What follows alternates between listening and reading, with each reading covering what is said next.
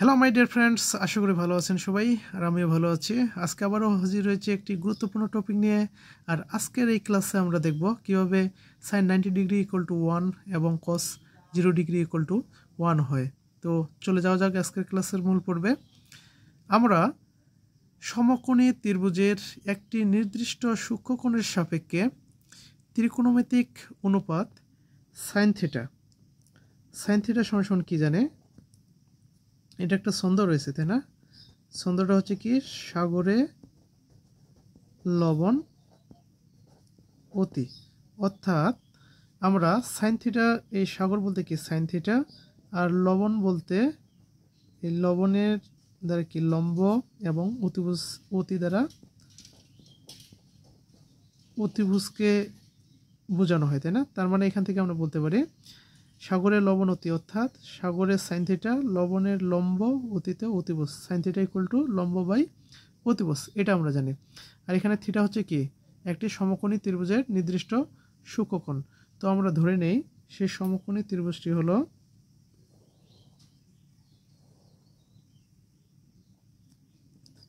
A B C. এই সমকোণী ত্রিভুজটি হলো এবিসি। আর এবিসি ত্রিভুজের বি কোণটি হলো কি, এক সমকোণ, অর্থাৎ 90 ডিগ্রি। আর আমরা কি জানি, সমকোণী ত্রিভুজের সমকোণ ব্যতীত অন্য যে কোণ দুটি, অর্থাৎ কোণ এ এবং কোণ সি, এই দুটি কোণ হচ্ছে কি সূক্ষ্মকোণ।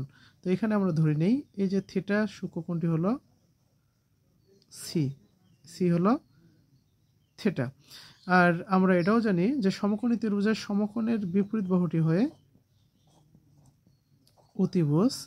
আর যে সূক্ষ্মকোণের সাপেক্ষে ত্রিকোণমিতিক ফাংশনের মান নির্ণয় করা হয় সেই কোণের বিপরীত বাহুটি হয় লম্ব এবং সন্নিহিত বাহুটি হয় ভূমি। তাহলে আমরা এখান থেকে কি লিখতে পারি? সাইন থিটা ইকুয়াল টু লম্ব বলতে হচ্ছে এবি, আর অতিভুজ বলতে এসি। আমরা এখানে দেখব সাইন 90 ডিগ্রি ইকুয়াল টু 1 হয়, অর্থাৎ এই থিটার মান কখন 90 ডিগ্রি হবে এটা আমরা দেখি। আচ্ছা, থিটার মান তখনই 90 ডিগ্রি হবে, এখানে কি এসি বিসি এর সাথে থিটা কোণ উৎপন্ন করেছে, তাই না? এই এসি বাহুটা, অর্থাৎ এই অতিভুজ এসি বাহুটা যখন এই এসি বাহুর সি বিন্দুটা যখন সি থেকে সরতে সরতে বি বরাবর আসবে, অর্থাৎ এসি বাহুটা যখন সরতে সরতে কি এই এবি বরাবর আসবে, তখন এই কোণটার মান কত হবে? 90 ডিগ্রি হবে না? এই যে উল্লম্ব বরাবর 90 ডিগ্রি হবে। অর্থাৎ এই এসি বাহুর, ঠিক আছে, এই এসি বাহুর সি বিন্দুটা যখন সরতে বি বরাবর আসবে, তখন এসি বাহুটা কি হবে? এবি বরাবর হবে। আর তখনই এই থিটা কোণের মান কি হবে? 90 ডিগ্রি হবে। তাহলে আমরা এখান থেকে কি লিখতে পারি? যখন এই এসি বাহুটা সরতে কি একবারে এবি বরাবর আসবে, সরতে কোথায় আসবে? এই এবি বরাবর আসবে, তখন এই যে থিটা কোণটা কি হবে? এই থিটা কোণটা 90 ডিগ্রি হবে। আর যখন এসি এবি বরাবর আসবে, তখন কি হবে? এই যে এসি বাহুর দৈর্ঘ্যটা কি এবি এর সমান হবে না? এবি এর সমান হবে। আর যখন কি হবে? এই এসি এবি বরাবর আসবে, তখন কি এই বিসি বাহুটা থাকবে? তখন তো বিসি বাহু থাকবে না, তখন বিসি বাহু কী হবে? 0 হয়ে যাবে। তাহলে এখান থেকে আমরা এখন কি লিখতে পারি? সাইন 90 ডিগ্রি, অর্থাৎ যখন এসি এবি বরাবর আসবে তখন কোণটা কি হবে? এই থিটা কোণটা হবে 90 ডিগ্রি। হ্যাঁ, অতএব সাইন 90 ডিগ্রি সমান কি, যখন এসি এবি বরাবর আসবে তখন কি হবে? এই এসি বাহুর দৈর্ঘ্যটা এবি এর সমান হয়ে যাবে, অর্থাৎ এসি সমান কি হবে? এবি হয়ে যাবে। তাহলে কি এবি কেটে যায়, এবিকে এবি দিয়ে ভাগ করলে কি থাকে? 1 থাকে। তাহলে কি সাইন 90 ডিগ্রি ইকুয়াল টু কত হয়? 1। কি প্রমাণিত হয়ে গেলো, তাই না? আমরা জানলাম সাইন 90 ডিগ্রি ইকুয়াল টু কীভাবে 1 হয়, এটা আমরা প্রমাণ করে ফেললাম। এখন আমরা প্রমাণ করব কস 0 ডিগ্রি ইকুয়াল টু 1 কীভাবে হয়। একইভাবে আমরা বলতে পারি যে একটি সমকোণী ত্রিভুজের সূক্ষ্মকোণের সাপেক্ষে ত্রিকোণমিতিক অনুপাত কস থিটা সমান আমরা কি লিখতে পারি? এর একটা ছন্দ রয়েছে, কবরে ভূত অতি, অর্থাৎ কবর বলতে কি কস থিটা, কস কবর বলতে কস, আর ভূত বলতে ভূমি, অতি বলতে অতিভুজ, অর্থাৎ কস থিটা ইকুয়াল টু কি ভূমি ভাগ অতিভুজ। আর এখানে থিটা হচ্ছে কি ওই সমকোণী ত্রিভুজের একটি নির্দিষ্ট সূক্ষ্মকোণ। তো আমরা ধরে নেই সমকোণী ত্রিভুজটি হলো এ বি সি।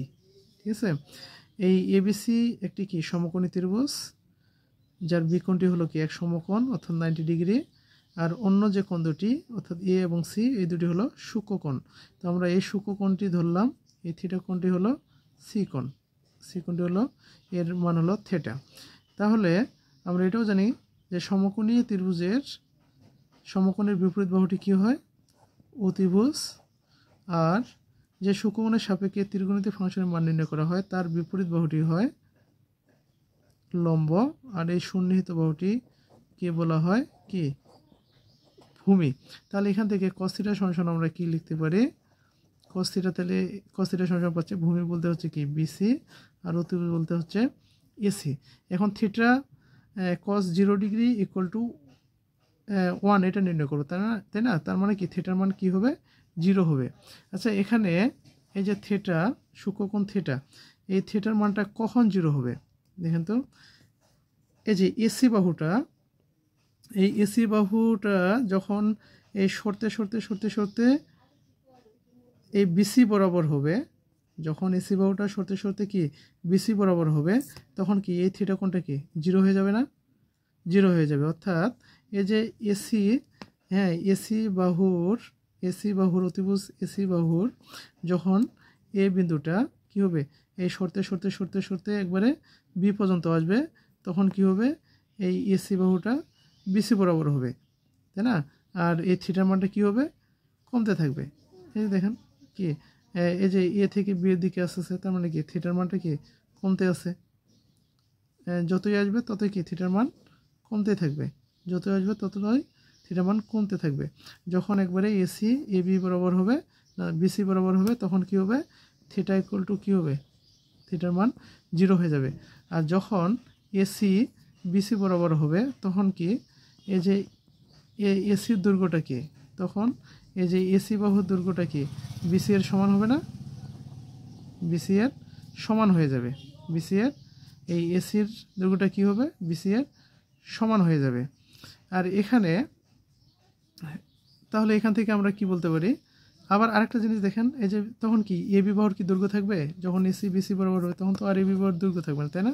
তখন কি হবে এ বি 0 হয়ে যাবে। তাহলে এখান থেকে লিখতে পারি কি এই cos 0 অর্থাৎ থিটা যখন 0 হবে, থিটা কখন 0 হবে যখন এসি বিসি বরাবর হবে, অর্থাৎ তখন কি হবে থিটা 0 হয়ে যাবে। যখন থিটা 0 হয়ে যাবে তখন কি হবে এই যে এ বিসি, আবার এখানে কি এসি অতিভুজ, এই যে অতিভুজের দৈর্ঘ্যটা কি হবে বিসির সমান হয়ে যাবে, অর্থাৎ এসি কি হবে বিসির সমান হয়ে যাবে। তাহলে এখান থেকে আমরা কি লিখতে পারি cos 0 ডিগ্রি বিসিকে বিসি দিয়ে ভাগ করলে কত হয় থাকে 1। তাহলে আমরা এখান থেকে পেয়ে গেলাম cos 0 ডিগ্রি ইকুয়াল টু কি 1, প্রুভড হয়ে গেল, তাই না? তাহলে আমরা cos 0 ডিগ্রি ইকুয়াল টু 1 কীভাবে হয় সেটা আমরা দেখে ফেললাম। তো যা হোক, আমরা এখানে দুটি প্রমাণ করে ফেললাম। আর যদি কারো বুঝতে সমস্যা থাকে অবশ্যই কমেন্টে জানাবেন, আমি আবার বুঝিয়ে দেওয়ার চেষ্টা করব। আর আমার এই ভিডিওগুলো যদি আপনাদের ভালো লেগে থাকে অবশ্যই ইউটিউব থেকে বিবি ম্যাথ একাডেমি ইউটিউব চ্যানেলটি সাবস্ক্রাইব করে দেবেন, এবং ফেসবুকে বিবি ম্যাথ একাডেমি পেজটি ফলো করে রাখবেন, লাইক কমেন্ট শেয়ার করবেন। ধন্যবাদ সবাইকে, আপনারা সবাই ভালো থাকবেন, সুস্থ থাকবেন।